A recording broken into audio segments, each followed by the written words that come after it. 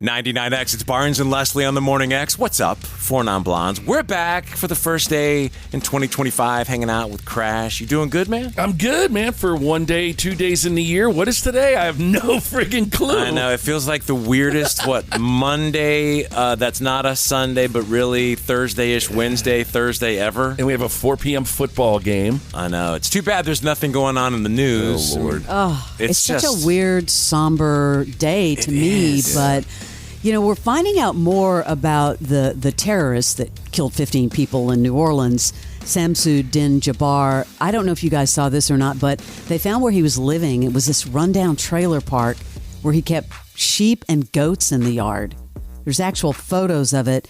And also we're learning that one of his ex-wives had a restraining order against him to protect herself and their children. And then TMZ talked to a different wife who had divorced him, also alleging abusive behavior. So all sorts of things are coming out about him now. He graduated Georgia State, 2017? Yes. Guess he lived in Clarkston at one point. Just an awful story. And here's this clip from his YouTube in 2020. Just sounds like a normal dude. Unbelievable. Good evening. I'm Samsudin Jabbar. I just want to say hello and let you know a little bit about me. So I'm born and raised in Beaumont, Texas, and now live in Houston. And I've been here all my life, with the exception of traveling for the military, where I spent 10 years as a human resources specialist and IT specialist, where I learned the meaning of great service and what it means to be responsive and take everything seriously, dotting I's and crossing T's to make sure that things go off without a hitch. I mean, in that video, he looks just like a happy-go-lucky dude. Completely different than what he turned out to look like. Exactly. So awful. When you see the footage, I don't know how much of it you have seen, but your mind will first tell you, when you got the story originally, you could try to picture these narrow roads in New Orleans. And when I finally saw where he entered off of, I guess, Canal, getting onto Bourbon Street, there's a cop blocking the intersection, perpendicular to the intersection. He just is going down the street with all the traffic and just in an electric truck, in one of those lightning trucks, whips around the cop, and there's people standing between the building and between the cop car and just blows right through them. Here's an eyewitness who saw it happen. The guy in the pickup truck just punched the gas and mowed over the barricade and hit a pedicab passengers. Right there, there were multiple cops on the corner. And there were just bodies and the screams. I mean, you can't think about, unhear that. It was chaos and very, very scary. It's just awful. I can't imagine being there and witnessing that and having that image in your brain forever. And all the people who talked about they were steps away. One dude was waiting on his Uber and just he turned and saw it. He grabbed the woman he was with, pulled her out of the way, but the people next to them were not as fortunate. And sadly, the woman standing feet from him was not breathing. You have all these people and he was a paramedic who was trying to go back out and help, and they wouldn't let him. And the guy who did it, I don't know if you saw the picture of him dead on the ground in New Orleans. He didn't make it but maybe a step out of his car. One of the policemen got pinned by his truck, and then he exchanged gunfire, shot one of the cops who lived, I believe, was not fatally injured, and then they got him quickly, and he was out. It's just awful. And you've seen that they have identified the person that drove the cyber truck in Las Vegas. Yes. From Colorado Springs, Matthew Livesberger. And now they're saying, was there a connection between the two? Yeah, they're trying to figure that out. That's another theory going around, yes. The only connection so far is Turo, the app where they both rented those cars, but that's pretty common. They're both Army guys, which is another interesting connection. And I know one of the victims that's still in the hospital was a UGA student, I believe. You had a Princeton former football player stand out, Tiger Betch, yes. Who was killed. His brother has already spoken out about it. And then Reggie Hunter, 37-year-old father. It's tragic. All of this is just tragic, and it's really hard to go beyond it today. Sitting at the Peach Bowl yesterday when the story broke during overtime of the Cybertruck, and my stomach just dropped. And the news, it's wild to watch something like that travel so fast everybody in the stands getting this news and then passing it, tapping people on the shoulder and telling them, did you see what happened? People sitting in front of us were from Las Vegas, and they had told us that night. I was like, hey, did you guys just see what happened? They're like, no. I was like, Cybertruck explosion.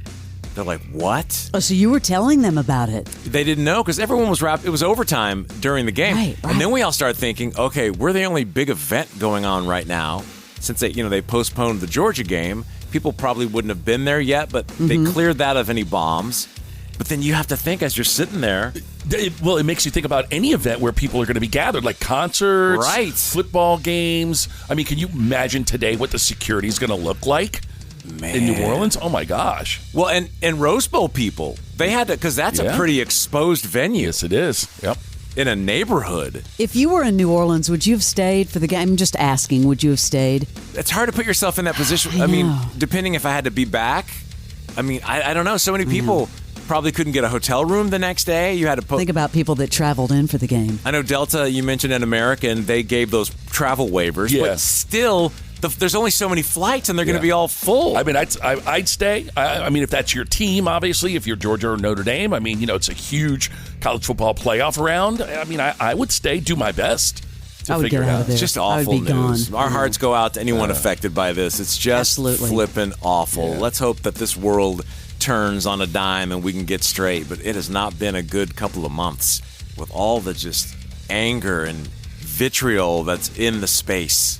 And you're hearing about all these other, attacks. Obviously, what happened in New York and Queens. I mean, the news is just not good. No, it's not good. All right, shifting gears. Tomorrow, Billy Bob Thornton, right around this time, he'll be on with us at 9:20. I know you're deep in Landman. I've got to get into it.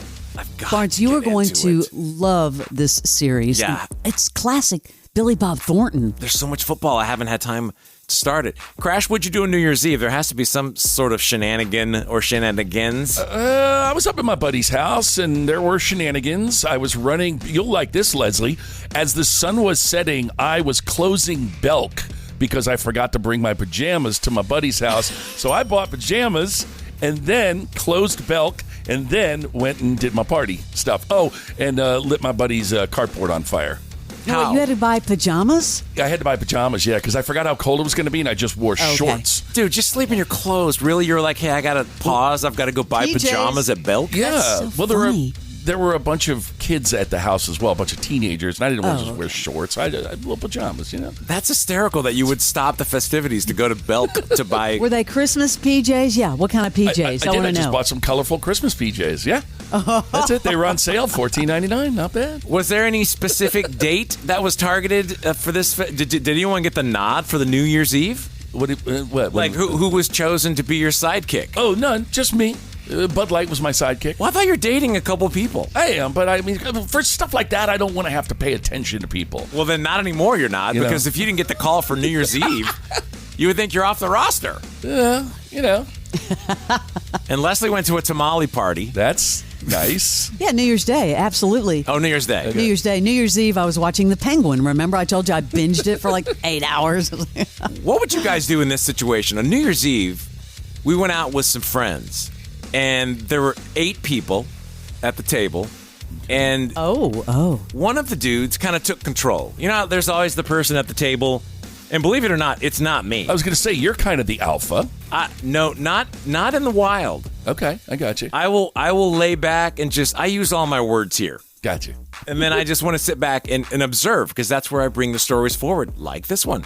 So this dude knew what he wanted, and he ordered a bottle of wine. He was like, let's get da-da-da-da. And for 8 people, those are like light glasses. Now, I didn't, and Heather did not partake in their wine. We were on cocktails, okay? Okay, you were doing cocktails, okay. Important part of the story, because I want to know what you would do in this case. So everyone's, jolly, blah, blah, blah, blah, going through. They order some food. Everyone gets their food, blah, blah, blah. The bill comes.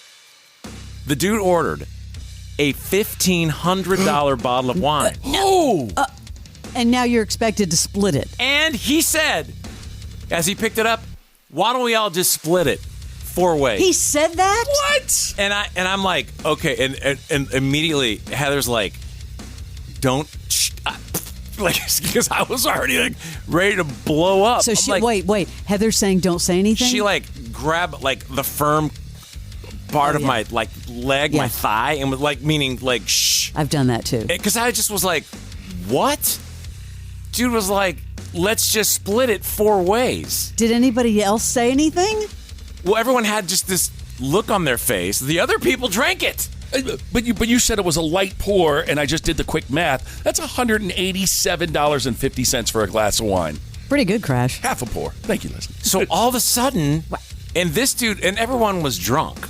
So taking, like, if you would have taken the bill and everyone had a few drinks and then you split it 4 ways, but bro, like, just like let that like back into the weeds and did the old let's just split it. So all of a sudden, look, if you're going to order a $1,500 bottle of wine, you pay for it. Yeah, that's on you. And so it ended up, there was a side talk. One of the wives said to his wife, we're not paying. Oh, good. He didn't say, you've got to say when you're ordering a bottle of wine like that. So someone said something to his wife. One of the wives said to his wife, we're not paying. And then she's whispering to him. And then it ended on a somber note, but he paid for the wine. Well, he should have. Yeah, he should have. If you're going to step up and you're going to be like that and go, oh, I'll take a bottle of blah, blah, blah, blah. Yeah, that's on you, bro. It really is. No way. So wait, Barnes, if she hadn't have said anything, I would have what said would Barnes have done? I would have said, like, come on, bro. Yeah, you can't dump that on someone and not say what the price is. You just can't. It's insane. Yeah. There's my word. Was he trying to showboat? I don't know. Okay. I don't know that guy very well. He was a friend of our other friends. Gotcha. Okay. That's why I was like, oh, boy, this is a bad situation. Happy New Year. Yeah, Happy New Year. It's the Morning X. This is 99X.